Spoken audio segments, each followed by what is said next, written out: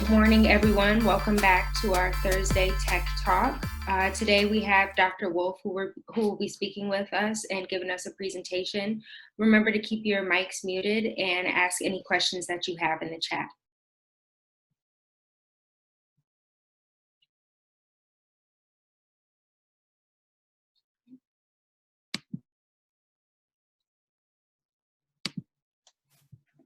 All right, everyone. Well, welcome to today's session. I regret to inform you that we did not have Steve Buchanan officially locked in, and it's totally our fault. We apologize, Steve, and we will make it up to you. You get to be a guest speaker for us, especially in the future. But it dawned on me that we hadn't had a chance to really talk about what Power Up IT was and how Power Up IT can play a major role in your career development in your life. And so today what we're going to do is we're going to cover briefly Power Up IT, then we're going to talk about a couple of sessions that are going to be coming up that you'll find great value in. As a director of Power Up IT, I think it's important for you to get access to these professionals and make sure that you have the ability to engage either formally or informally with persons that are in a career field and an education area that are of interest to you. You don't have to have all the answers when you're in high school. You definitely are looking for advice, looking for direction, and hopefully through your time and investment of watching these videos or watching the live streams that we have every Tuesdays and Thursdays, you'll be able to develop your resume, get yourself ready for employment, get yourself ready for education, as well as have the opportunity to connect with really cool people in the industry that you might be of interest. And again, we are focused not exclusively on technology on our Thursday sessions, but in the realm of STEM, all of them blend in together at some point in time. And so we're hoping that bringing to you real people that have done these jobs in technology, that are doing these jobs in technology, are going to be of extreme value. And so before we get going, I just want to make sure that everyone that is online has an opportunity to link in and go into chat. If you have any questions, you can send them to Lindsay. Linz is our moderator. Hey, Lindsay, wave your hand. Lindsay is going to be asking questions, and she will interrupt me when we need to be interrupted. But feel free, if you have a pressing question you want to ask it, then just connect with Lindsay, as I won't have the ability to also pay attention to the chat board. So Lindsay, thank you for being a wonderful co-host of this, and I appreciate all the help and technology that you're doing. And thank you for live streaming us to Facebook as well. We appreciate all of that. So I'm going to actually share my screen, and the Power Up IT program was designed originally to go into 4 high schools in the Twin Cities area. And those 4 high schools at the bottom there are Minneapolis North, St. Paul Harding, Minneapolis South, and Humboldt High School in South Minneapolis. Unfortunately, due to COVID, we obviously cannot go into those schools. And Lindsay, did you have breaking news that there was something Governor Walz was going to announce today? Yeah, so apparently at 2 p.m. he's going to have a press conference announcing the closure of schools through the remainder of the year. Okay, so we are basically not going to go back into the schools, and so we'll continue to do our Tuesdays and Thursday sessions. All right, well that's unfortunate, but it is what it is. We want everybody to stay home, stay safe, and again, flatten that curve so that we don't get and infect each other. I originally wasn't sure about it, but there's so many people that have now died, and they're getting closer to friends that you know, have been getting sick, and we really just need to make sure that we're practicing those good habits, washing, social distancing, and all that. And also, Lindsay, I guess social distancing, although we didn't prepare to talk about this, is going to be very important. And I kind of think social distancing we have to get good at, because I think it's going to be with us for quite a long time, our new reality. Yeah. Yeah. So Power Up IT, back to the slideshow. Power Up IT is really about getting the most that you can, out of your engagement in high school, learning the things you need to learn in high school, and then hearing from the professionals that actually do these jobs. And so the other part of Power Up IT is to actually get figure out where those access points are for you to go and find free and or low cost, or maybe we can find scholarships to have you engage with some of these community programs and community activities. And so, for example, unfortunately, we had a big summer camp that we have been promoting all fall. And unfortunately, due to COVID again, we are postponing that until summer of 2021. So there won't be a summer exploration camp in Winona. But trust me, when we come back next fall, you'll definitely want to look at signing up for that. And I would imagine in our new world, we'll figure out how to make that happen with social distancing. But stay tuned, we will be offering some type of spring and summer workshops, virtual and online. So the Minnesota State IT Center of Excellence has a program called the IT Discovery Network, and it's run by their director, Russell Frankel. And the IT Discovery Network is all about getting you those resources that allow you to develop your technology prowess and skills. And so there are many, many student opportunities out there. You have organizations like Code Savvy, Genesis Works. We've talked many times about Genesis Works and doing it in the school. Within the realm of Code Savvy, we've got Technovations, we've got the robotics group out there, High Tech Kids, Side Girls, and even their gender-focused programs like NC WIT, or the National Consortium for Women in Technologies, Aspirations in Computing, a big program, and even Minnesota STEM Partnership supports and sponsors girls in that. There's programs focusing on gender for women, and also the resource links that have been sent out to your teachers and professors to get you those links. And if you need any of this information, we'll be sending it to you in email. However, I do want to spend a little bit of time briefly on the IT Discovery Network. The IT Discovery Network is an untapped resource of information that you should definitely have in your arsenal. And let me bring up the website real quick. So on this website, there are many, many, many things that are going on. There's events. You can find events for teachers, for college students, for middle school and high schools. But the most important resource that we found here is the IT Discovery Network for students from kindergarten to 12th grade. And this is for both parents and educators. If you click on the link students, go down to K-12, and then you go to Discovery Network, it brings you right here. So if you scroll down onto these, there are a list of all the organizations that were on those flyers, and also the opportunities that go with them. And so through Power Up IT, what we do is, as you've known, we've highlighted an organization each week and things that you should really take a look at. For example, there is a organization called Coder Dojo, right? There's a lot of opportunities that they have there, or even Code Savvy. There are programs here where you can even learn to code.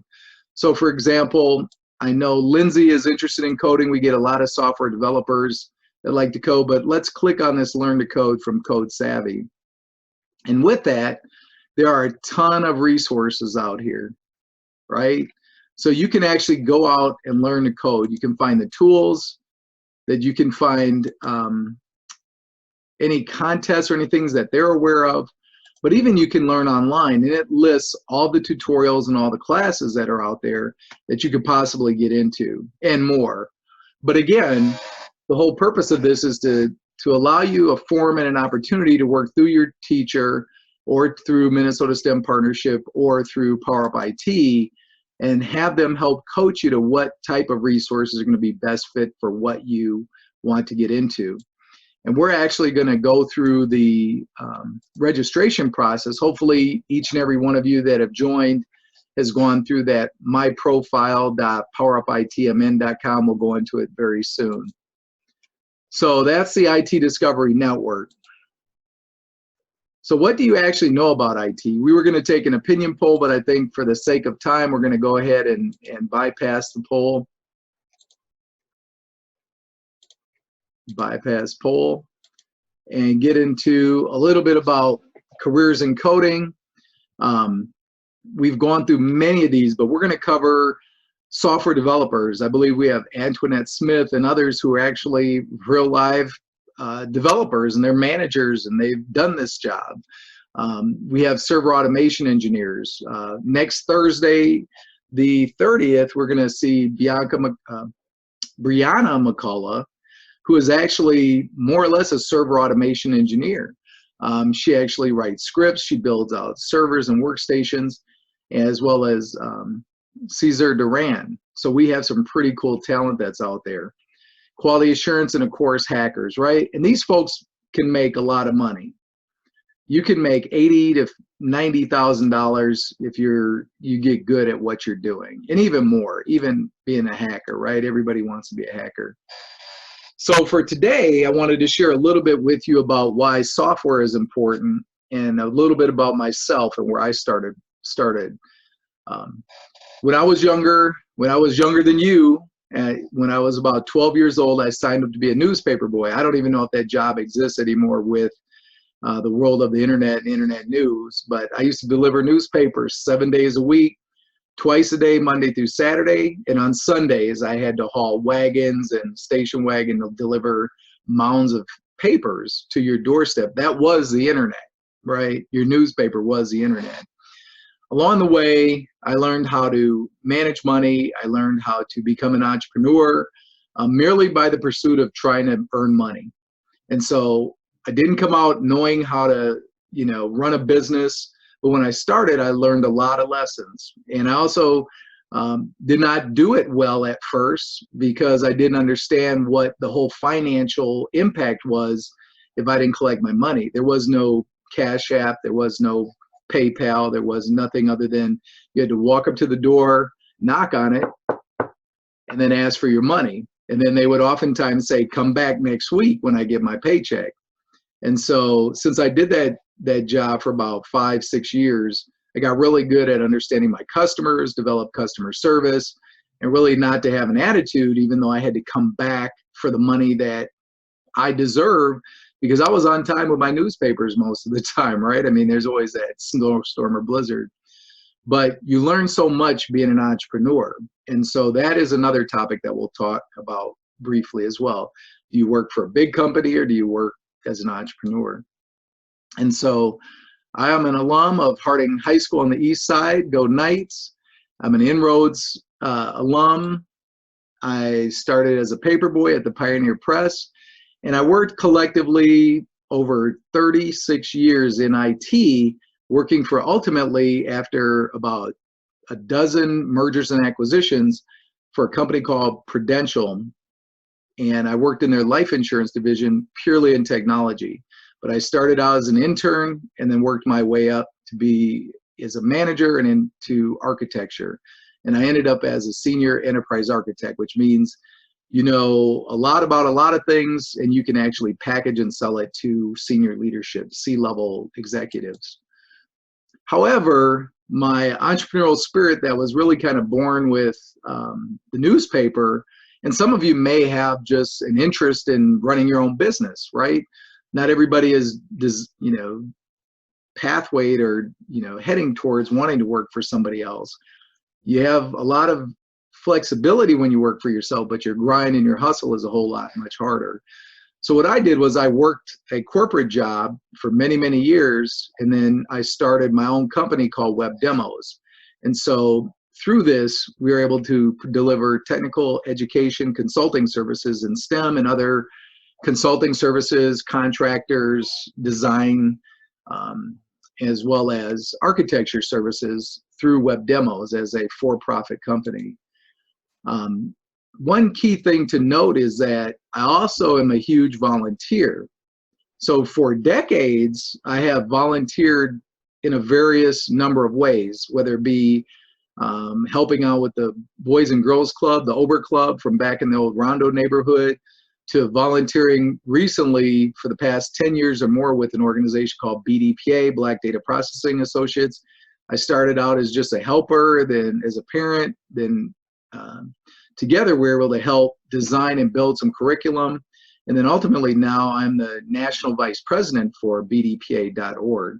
And I suggest if you're an IT professional or you're a student that wants to go into software or any of the cybersecurity or automation or quality assurance, BDPA is actually the right organization for you. I also volunteered for Minnesota State IT Center of Excellence, which all of this kind of culminates into. I was a volunteer for many, many years until I retired, and they asked me to come back and help them assist them in some projects. And now, actually, through our dialogue, they sponsor the majority of this Power Up IT.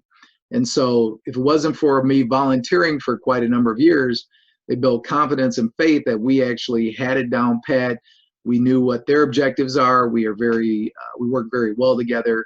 And because of our work with Minnesota STEM Partnership, it's a very good combination of services that we can provide, both on the for-profit and on the volunteer side.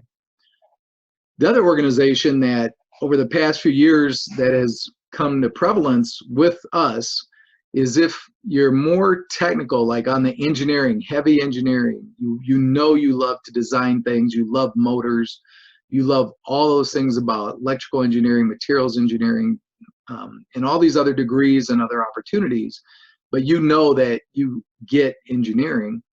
There's an organization that I volunteered with to host an elementary school program called the NSBE SEEK program. And so they launched at the Earl Brown Elementary School a couple years ago. And I was on the front end of that, working with them and their sponsors and helping getting students registered, going to the school. So I guess the ultimate purpose of sharing that whole corner of volunteering is basically it. You got to get out of your comfort zone. You have to reach out and you have to start doing things with other organizations that can help benefit those things that you love or that you care about. And so if you don't have a history of volunteering, that's still not bad. You can always start today, but sometimes it's well received. And when you go to a corporation or you want to interview, it's like, well, what do you do besides you have a degree? What do you do besides this? It's kind of nice if you say, hey, well, I was a BDPA student or I was a NSBE student, or I just volunteered at the local senior home, which today might be a little bit difficult, but wherever you can find those opportunities, definitely as we come out of this COVID thing, make sure you look for them to participate in.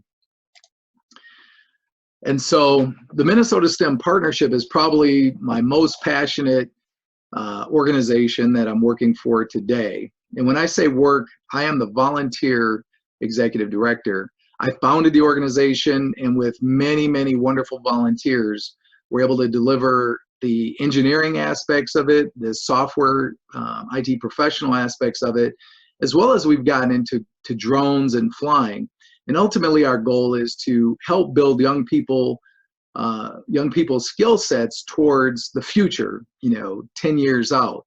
Why would you not want to learn about artificial intelligence now? Ultimately, we believe that those three skill sets combined will help develop the competencies and the skills for our young people to develop and be ready for the future.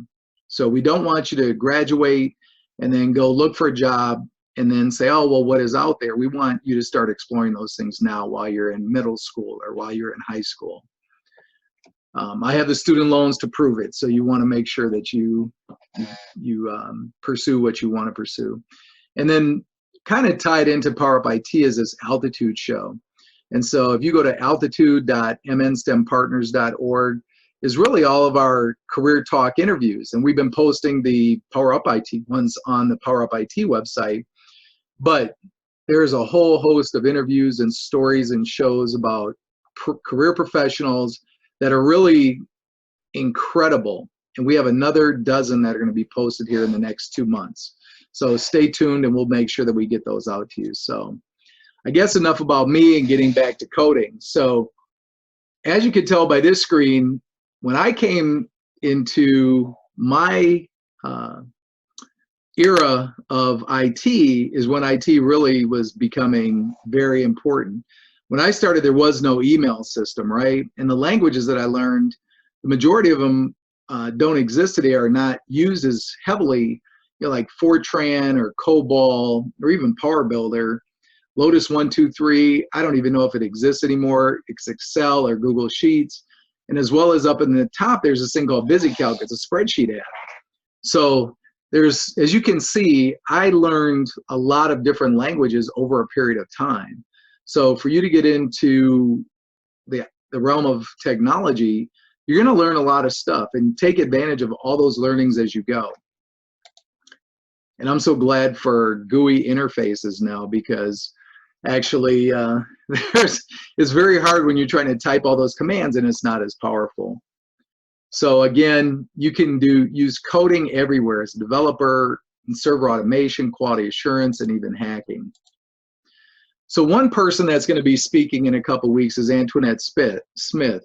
And this was Antoinette with pink hair, was her handle. Now she's changed it, and I should probably update this picture, but you're going to get a chance to hear from her specifically about software development. She manages part of an organization.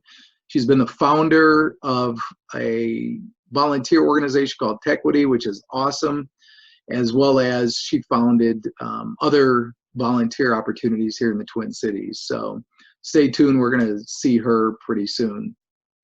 So software, how can you kind of find your way through this blinding madness of what do I do? If you learn software, it's transferable. You'll be able to understand algorithms and how the machine interacts with you and think like a machine.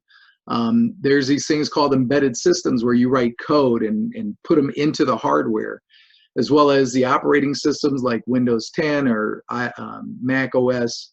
And then also too with robotics, I think robotics is often missed in terms of the multiple software elements that are required to make a robot act and perform and do those duties. Where else can you use your software, right? If you become an app developer, you can actually do it for social justice. You can actually solve problems. You know, we had a guest speaker on here a while back called Mondo Davidson, and he actually had built and wrote this app where if he got pulled over on his app, he could push a button and everybody in the proximity as well as on his VIP or preferred list received an alert. And as he started video recording, to have them come and then record what was going on with the police transaction. So as you know, that became prevalent with Black Lives Matter and all the murders that have happened, the unnecessary ones. And so from a social justice perspective, that might be one thing you do. You could use it for other less violent and less controversial topics like, hey, check out this garden or check out whatever, and leverage the power of your software development. You can become an independent contractor, or you can work for a company. And today they're really looking for current skills, right? They don't want you to show up knowing COBOL. If I went to actually COBOL, they're looking for really old people that know COBOL, because those people are gonna make a lot of money. But again, those systems are very kludgy and hard to work with. So having somebody new that's current to help a company move forward with the modern technology is going to be absolutely critical. So you're going to need to know what's not only happening, but what's actually current. And so you can use those skills for software development in the infrastructure space. There's a lot of companies that are still rolling out computers and desktops, but now they're able to roll them out on a less frequent basis, and the whole hardware support is changing to where software folks are moving into virtual workstations, right? So your workstation is only like accessing through your laptop. It's like a dumb terminal. You basically log in and you click a button, and then all of a sudden your very powerful workstation pops up in a window. And then you basically maximize that window on a monitor, and it looks and behaves just like your regular workstation, but it's actually out in the cloud. Cybersecurity is another very powerful and beneficial area to get in, that you can use your software skills. So again, there is a website out there. We'll send this to you via email, or you can certainly go to myprofile.powerupitmn.com. It is exclusively for high school students. For high school students to enter in information about yourself, and then use that transcript of information and knowledge to actually use for coaching and mentoring opportunities with your teacher and or adult professional. Let's not forget about Power Up IT MN.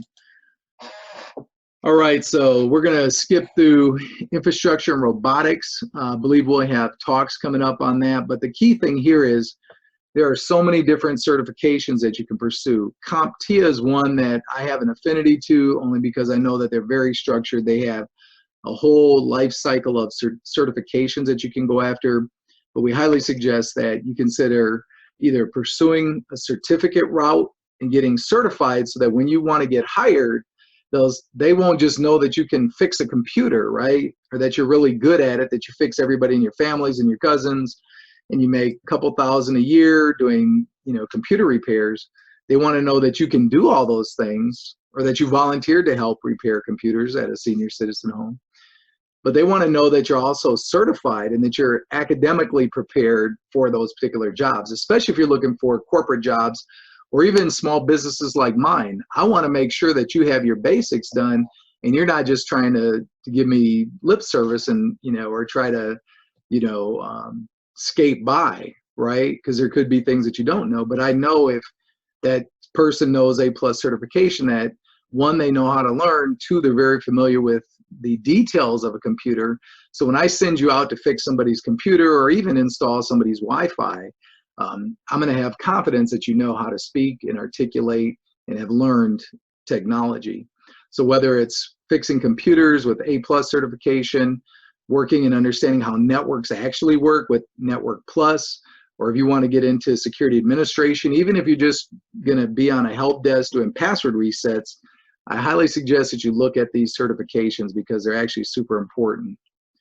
And they can also be done while you're in school, right? So you have PSEO options. You can go to community colleges, and I would highly suggest that you speak to your teacher and ask them how you can do PSEO while you're working remotely from home.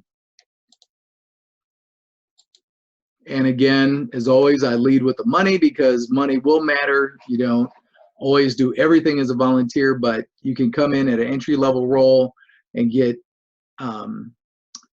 big opportunities doing help desk and tech support through A+ certification all the way up to becoming a cloud engineer. And so you can look at those requirements. You can also look at the other opportunities to develop those skills.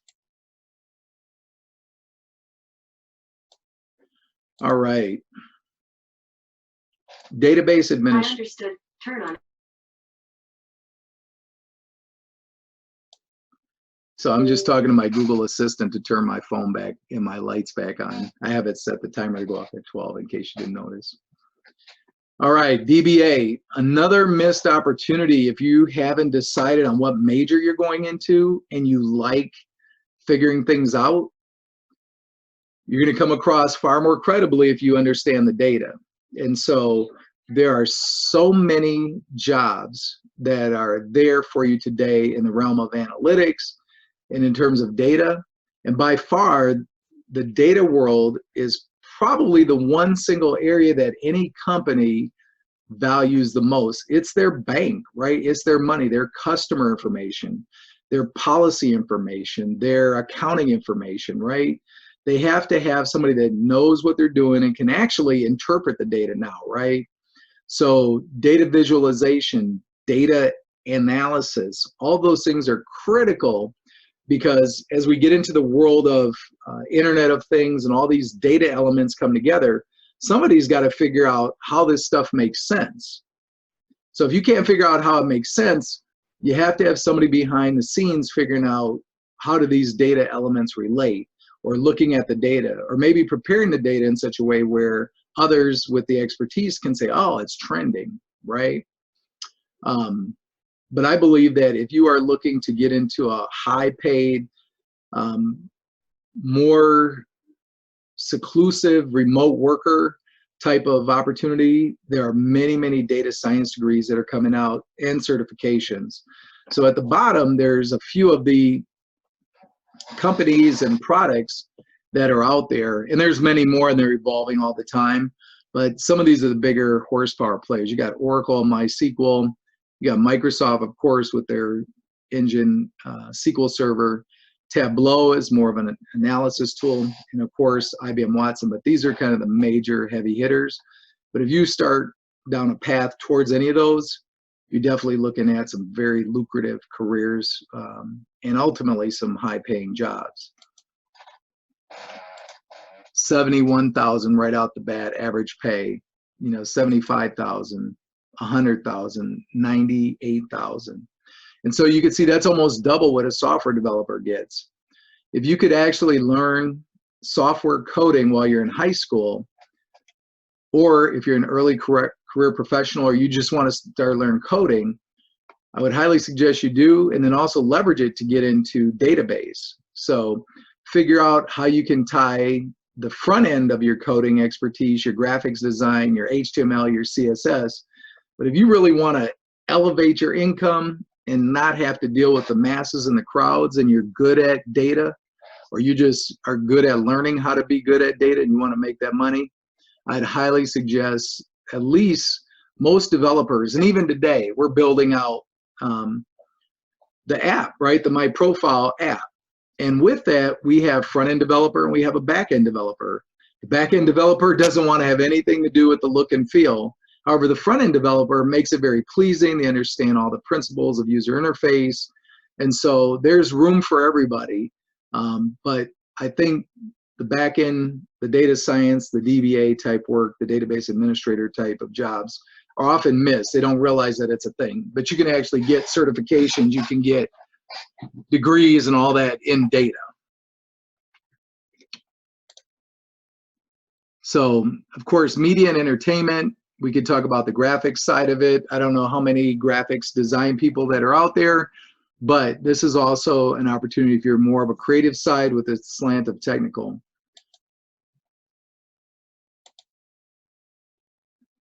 So you can have a realm from graphics to social media management, content creators. So guess what? Even when you're in high school, you could take your skills of all that time that your parents and guardians and others talk about you goofing around on Facebook or Instagram, or who knows, the countless hours that we oftentimes found ourselves falling into making TikTok videos. I would say if you took part of that time every week, you took a good 4 hours, and then you learned a tool, maybe within social media management, how to create content, or even just to look at how people sell things, right? And branding, becoming an influencer. What are they actually doing? Is it the hashtags? Is it, are you more interested in the video versus a basic text screen? Do you look at pictures better? Well, all of those actually lead that are produced are by all these different skill sets. So just because somebody's an influencer, they're actually an entrepreneur, right? They have to, and if they do everything themselves to save money, to save payroll expense, they have to know how to create content. They have to understand who their audience is. They have to understand maybe how to make videos, how to produce audio, and all the other things that go into this. So you could take your skills that you have today and actually get jobs, because one thing I tell you as a business owner is it takes a lot of time to produce videos. It takes a lot of time to produce content. And if it wasn't for Lindsay pushing out our social media and being able to create graphics and content, that's a huge burden off of a busy business person, because you really can't do it all. You can start out doing it when you're small, but when you grow, you're going to need help, and they're going to need people like you to get into this particular career field. And so you can make really decent money. But again, if you're doing this as an entrepreneur on the side, it's good money in addition to maybe working a full-time job. But you got to have a hustle. You have to have a focus, and you have to have a grind. You have to have grit, right? You have to be able to stick with it.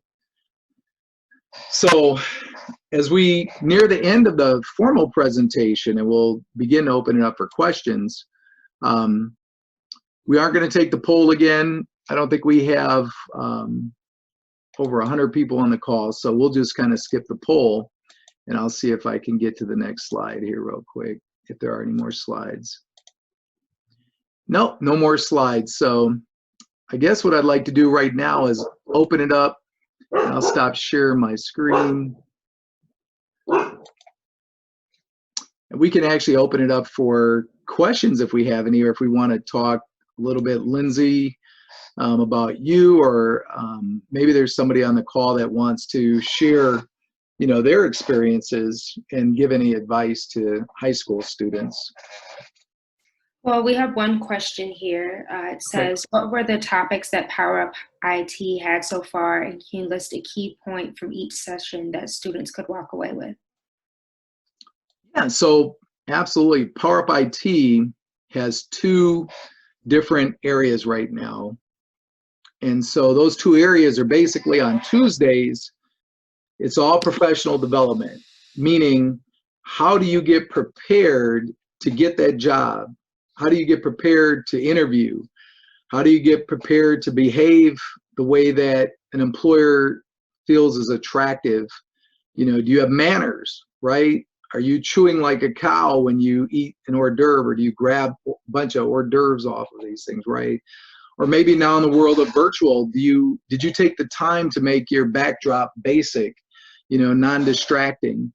What is your vocabulary? Can you succinctly express what you're trying to do? Toastmasters, right? Public speaking, all those things, but practicing and having, getting tips and tricks on how you can be a better you so that you can present well. And that's what Tuesdays are all about. In addition to that, Dr. Michael Wilson is the one who runs our Tuesday sessions, and he's covered resumes, how to build a great resume. He's covered LinkedIn, right? We just talked yesterday about resiliency, or Tuesday about resiliency. On the docket, we have etiquette and how you perform and behave in those social settings, whether they're virtual or in person. We have finance, right? If you're going into technology, now, by the way, those Tuesday sessions are open to any senior or junior, and really anyone that's interested in how to, prepare for being hired, right? Or prepare for the workforce. But we'll talk about finance. When you get your money, what are the common mistakes that you can make, or what are the best practices that you can do, and how do you actually repair, some of those missed opportunities that you had. Maybe you got into credit cards and maybe you shouldn't, but we won't go into any of the credit or finance things, but you're going to be making a lot of money working in technology. So how do you manage that? How do you prepare for that? We'll also have a collegiate experience, right? How do you onboard into the college experience and what it's like? And so that Tuesday, I think, by far is the one where you want to actually engage with. That is probably the most powerful opportunity that Power Up IT has. So the second part of Power Up IT, which is where it all started, was really being able to go into the high schools and bring practitioners, right? People that actually do these jobs.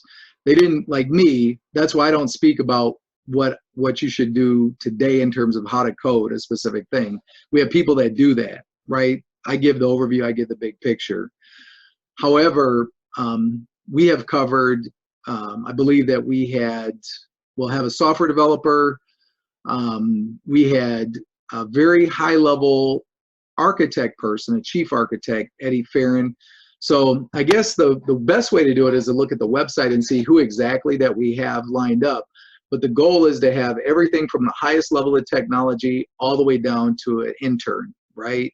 And we're going to cover a spectrum that includes server automation, virtual, cloud, which are all emerging and current opportunities, software development in particular, right? So we'll bring on a software developer, and we also bring on a panel discussion of, in addition to that, collegiates that are very interested in technology and giving back. And so I could rattle off, and we should probably publish a schedule, but we do have it on powerupitmn.com. You can go to the website, and if it's not out there, to be out there shortly, of which topics that we're going to cover on which weeks. Was there any other questions tied to that, or did I answer the question, Lindsay? Yes, you did. That was the only question we had. All right. Well, fantastic. I appreciate everyone's time for joining us today. Appreciate our audience participation. And if you have any questions, definitely, we're going to bring it back up here. Let me see if I can exit this. I want you all to go to powerupitmn.com, and we'll publish out what those links are in our post-talk email. So next week, stay tuned for Brianna McCullough. I know she's going to be fantastic. Spoke with her yesterday, so she's excited to come and speak to us. Lindsay, any other one last question? Oh, sure. Someone said there are many different paths in technology that one can get into. Is there a source or questionnaires where young students can find? Questionnaires to find for what career paths? Is that what I heard? Yeah, I guess that's what they're asking. Yeah. So for example, that's a very good resource that we can send out, Lindsay. I can find one and send it out. But there are many ways to find different career paths. You can Google them.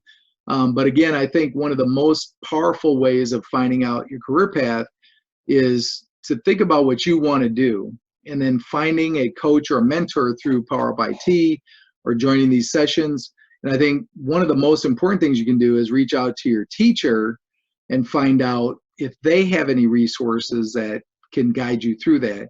Because at each of the schools, there are career counselors, there's resources that can help navigate you through that.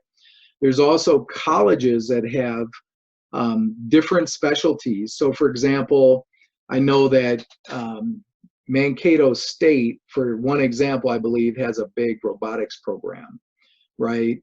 Or Century College has different specialties. But for the most part, really participating in these type of sessions and reaching out to us here at Power Up IT, asking questions, and then finding maybe a professional, right, that you may run into, and just ask them for an informational interview. So I say all that kind of around the way to say is that the world is different than it was when I was growing up. And I think that you have to figure out what the best you is going to be and figure out what your passions are. So joining like a BDPA or a NSBE is probably by far the most powerful way you can join, or any local SIG or special interest group in a topic that you like.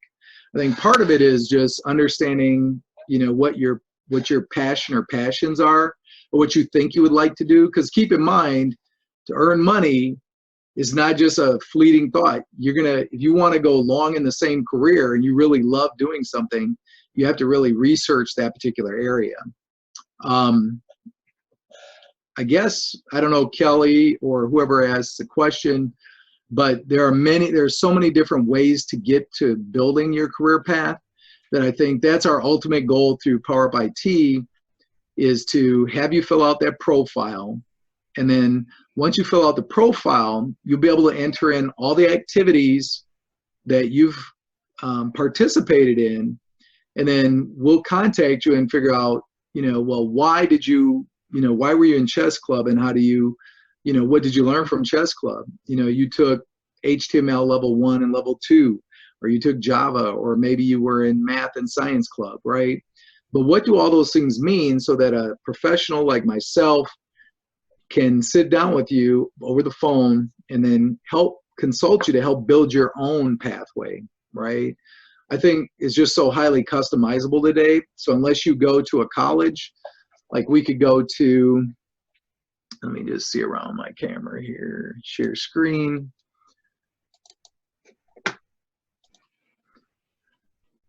So hopefully my screen is being shared here. So you could probably almost go to almost any college. We go to Metropolitan State.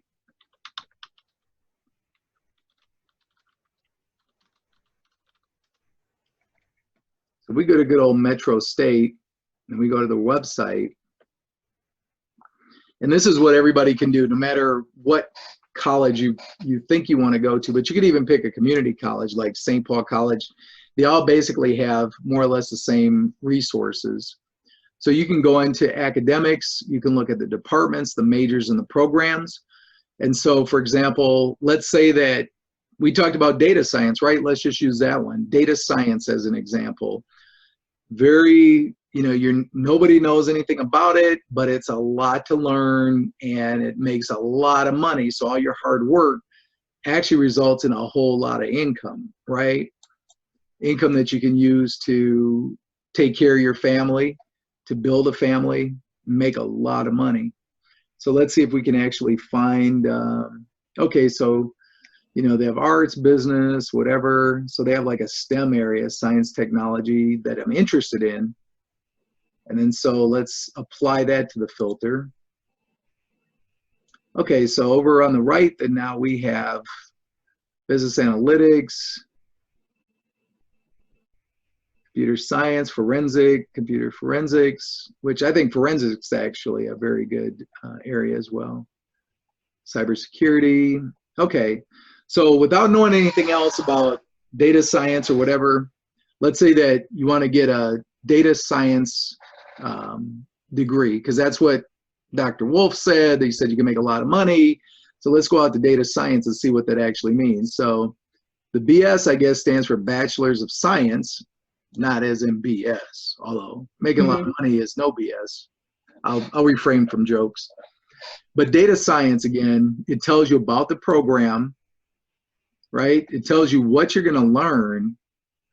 And then you can determine for yourself if you're interested in that or not.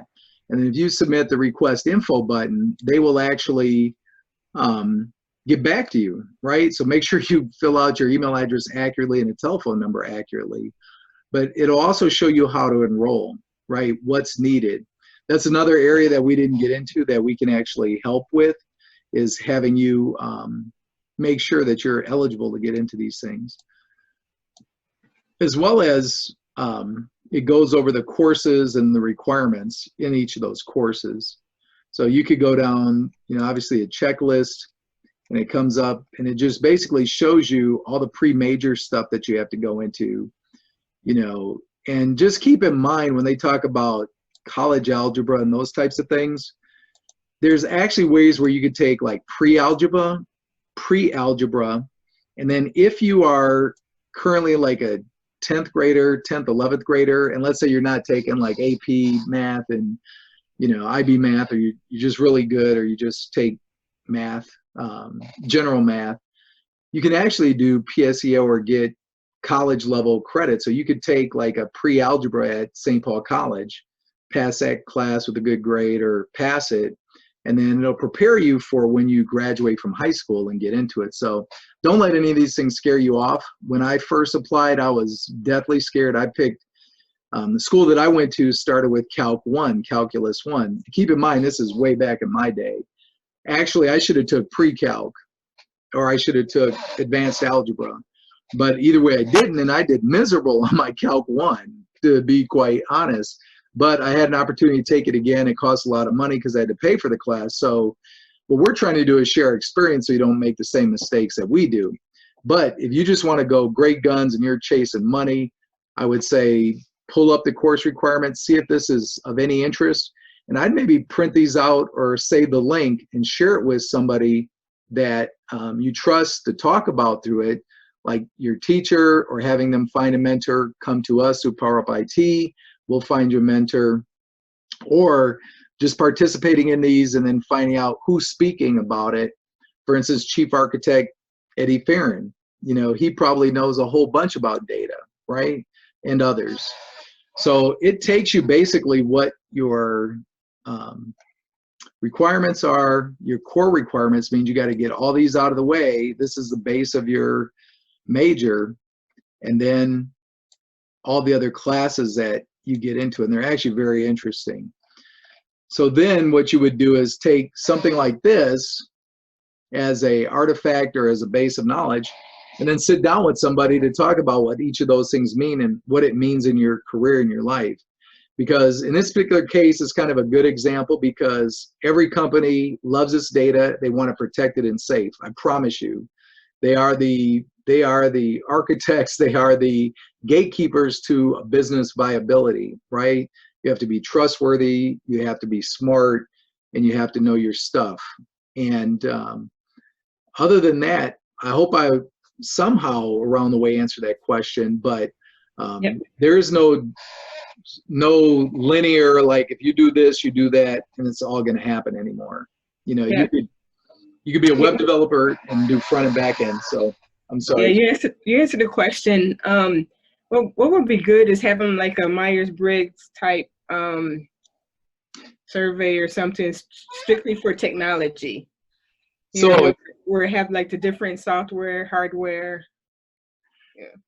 yep. So actually, it's kind of interesting you say that, because on the Tuesday sessions, we're looking at later in May, we're going to introduce, in the old days, we used to call it personalysis, but it's really tied to Myers-Briggs. And I forget the name of the tool right off the top of my head, but we're going to take one of those types of tools to figure out, what are you actually interested in, right? So if you're kind of a hot-headed or a very aggressive or active person, maybe data science isn't necessarily for you, because you have to be patient, you have to study it, you might have to set it down and think about it. It's much like when you get an email and you're upset at an email, right? Somebody makes you angry because they sent you a note or a tweet or a text message. You get angry right away. But if you just wait a little bit, sleep on it before you actually yell at them back, maybe you'll understand that, hey, I shouldn't have did it. And when you're talking about data, you're talking about messing up a whole lot of stuff real quick, right? It's a very precious commodity to a business. So that's a good question, though. Appreciate that. Thank you. Doing a time check. All right. Well, if there's no further questions, I guess, Lindsay, do you want to bring us home and any other final or parting thoughts? Do you have any questions? No questions from my end. All right. And we appreciate everybody for coming and joining us today. We will definitely look forward to seeing you next Tuesday at the professional development sessions with Dr. Wilson. And again, next Thursday with Brianna McCullough, who is going to share with you her work. And I believe she's a server automation engineer over at Target. Maybe we shouldn't mention her employer's name, but we already did. So, oh well, we'll get through that. She doesn't have to mention it again. So on behalf of Power Up IT, thank you for allowing me this time to share with you a little bit about me, a little bit about career pathing. And also, Lindsay, thank you for your support in hosting and moderating this session, and all of our guests, especially Kelly, for always anchoring very, very good questions. Thank you all. Have a wonderful day. Take care. You too. Thank you. All righty. Bye-bye.